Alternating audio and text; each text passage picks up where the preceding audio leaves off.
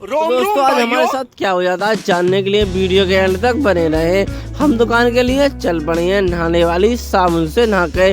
आज हमारे ब्लॉग बनाने का 270 डेज। हमारे आज पहले कस्टमर आ जाते हैं जिन्हें लोहे की चूर चाहिए होती है। हम भैया को चूर देने के बाद भैया से पेमेंट ले लेते हैं।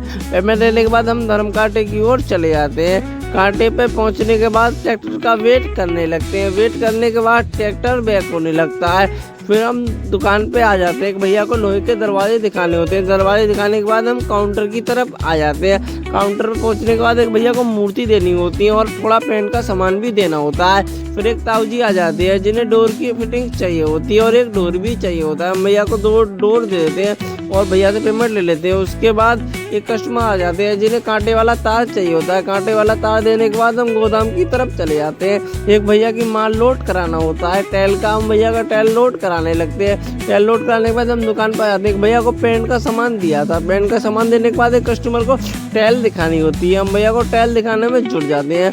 काफ़ी देर मेहनत करने के बाद भैया को टैल तो पसंद आ जाती है। फिर एक कस्टमर को हमें डोर की फिटिंग देनी होती है।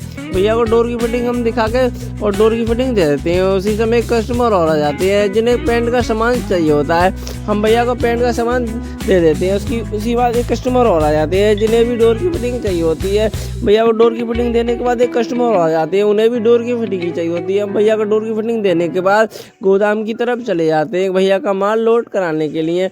भैया को हमने सारी टैल लोड करा दी थी। उसके बाद हम दुकान पे आ जाते हैं। आज हमारे राहुल भाई नहीं आए थे इसलिए हमें सारे कस्टमर हमें ही डील करने पड़ते हैं। शाम के समय कस्टमर आ जाते हैं जिन्हें लोहे की कुंदे चाहिए होते हैं। वीडियो का इंतकाल हैंग कर